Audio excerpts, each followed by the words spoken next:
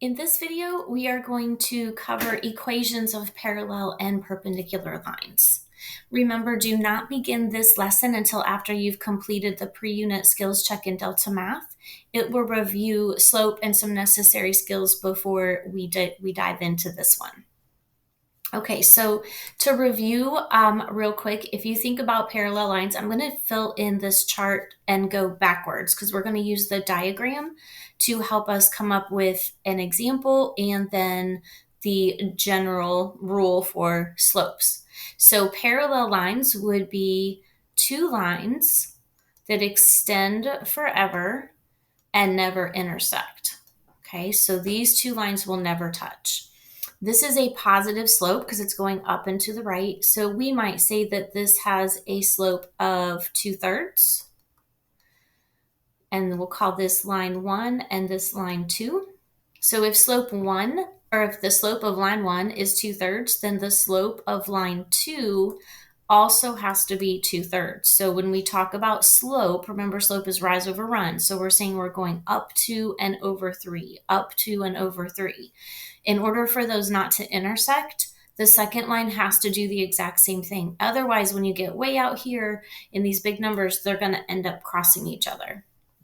Okay, so if we know that they have to have the same slopes, then we would say that the slopes are the same. Okay, and it doesn't matter whether they are positive, negative, zero slope, or undefined slope.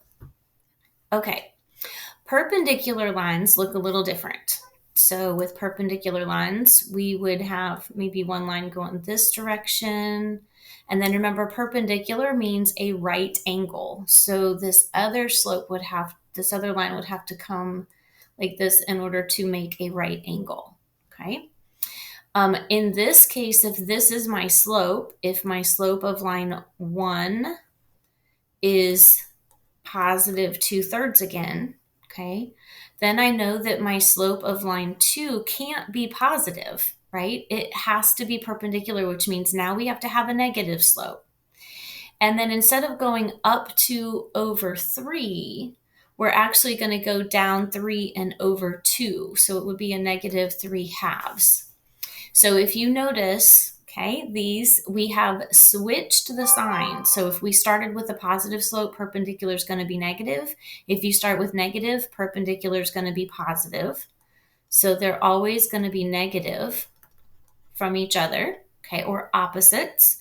And then we also have to flip the rise and run. So our rise becomes the run and the run becomes the rise. And so negative reciprocals, remember that word is what we call it when we flip our fraction.